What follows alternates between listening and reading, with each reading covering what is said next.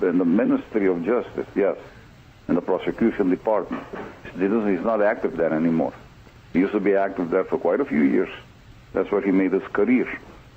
But after this incident, after he was arrested temporarily, he decided to turn towards law, and he's a practicing lawyer now. Last time that we had you on, Jossy, the Dutch were there conducting some forensic searches, I guess, for lack of a better term. We haven't heard much as far as an update into that. What can you tell us? You know, I can tell you very little about that because they keep us in the dark all the time. I mean, we know that all these people came here. They're representatives of the Forensic Institute in Holland, people who came with a lot of fanfare, with a lot of prestige behind them. But they came, they searched in Paul van der Sloot's yard. They went to the Kalpoe brothers' home to familiarize themselves with the area, with the house, with the location, with whatever happened there before, with the cellular phones and laptops. But after that, they left without us knowing that they left. And up to this date, we haven't heard anything more about them or from them. Have we heard anything about the team that used to be active, very active in this case? I don't see anything going on, either locally or in Holland. One of the, it's not really a bombshell, it was more old news that was being rediscussed, was early on in the search where Dave Holloway noticed a police car and two policemen putting something into the trunk of the police car. And when he went to approach them on his ATV or whatever he was riding on at that time, that they disappeared. And that came as a huge shock to him, and everyone involved wanted to know what they were doing and what was actually happening there.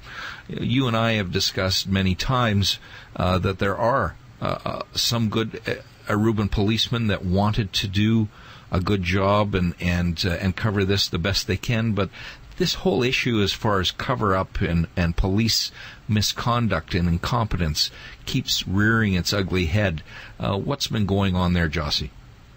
You know, I'm as amazed as anyone else by this incident of the police car parked in the early morning hours at one of the spots, one of the entrance spots behind the lighthouse, with the trunk open and two police officers putting something in the trunk. I mean, it's always intrigued us as to know whatever happened there. But we haven't been informed. There's no way of us knowing. No one is speaking about that except Dave, and I believe now Beth in her book. Right. But as far as the authorities are concerned, not a peep from them. Joran, we haven't seen or heard much of him. He seems to pop up occasionally. You and I have talked about and laughed a little bit about his book that he had out. What's he been doing and what's been going on there? Well, he's still in Holland. He's at the university where he's studying, where he went to directly from Aruba. And we haven't heard anything more from him. We haven't seen any more recent visits from him.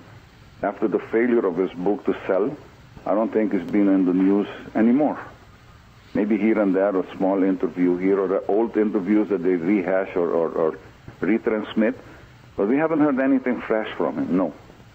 And the Kalpoe brothers? They're still in Aruba. They keep busy. One of them still works at that internet cafe. And the other one, we don't know anything about him. But they've always kept very quiet. They're not like Joran.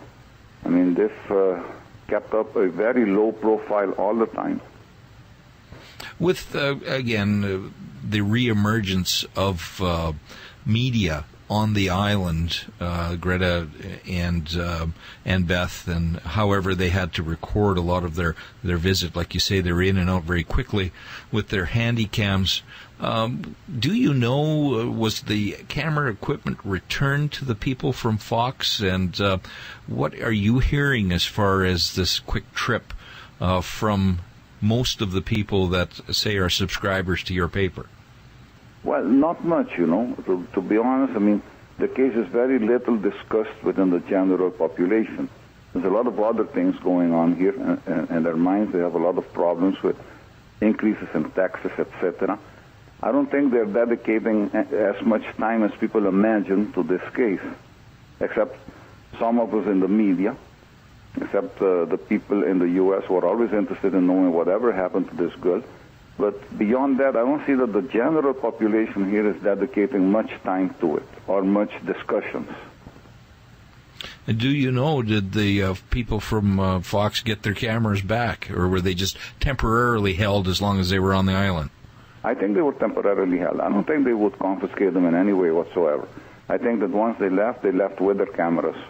But I'm not sure about that. But I imagine that's a normal procedure at least.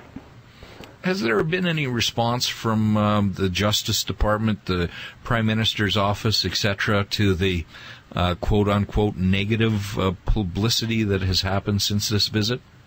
No, we haven't heard anything from them. They're not pronouncing themselves one way or the other on this latest incident with Beth and Greta. It seems like they're wanting to just ignore it. And like if they ignore it, it will go away. The empty police station, for example. And again, for those that are tuning in late, I want to just clarify with you, Jossy, as far as you know, that's still a full functioning police station. Of course it is. Functions all the time, functions day and night. Yeah, and the response that I heard that the Prime Minister's office gave that police station was closed is not accurate. No, they do use some of the police there to do beach patrols, yes. But right. That doesn't mean that the station is closed, no. But it's still a full functioning police station. Where do you see this now, 2.5 years later? We've talked about deadlines, we've talked about investigations. It seems like everything's been sealed up tight as a drum now. Jossy, what are your sources telling you? What can you share with us, or is it just no news?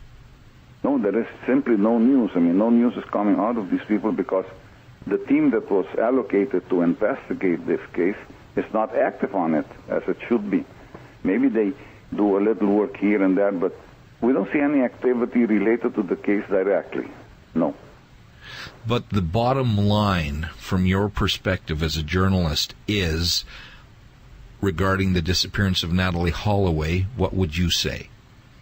I would say that the people have to get to the realization that they have to contribute to solving this case.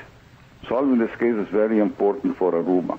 It's very important to eliminate the negative image that it has created for Aruba outside of its border. Not by the people from the U.S., not by the media of the U.S., not by Beth or Greta, but by the three suspects that caused this to happen. Yeah, well said. Did they have any contact with you while they were there, Jossy? Absolutely none, no. No contact with you. Well, again, it's always a pleasure to have you on the program, and maybe one of these days we'll have some answers, but thanks for the update. Sure, thank you for inviting me. Take care, Jossy. Okay. Bye-bye.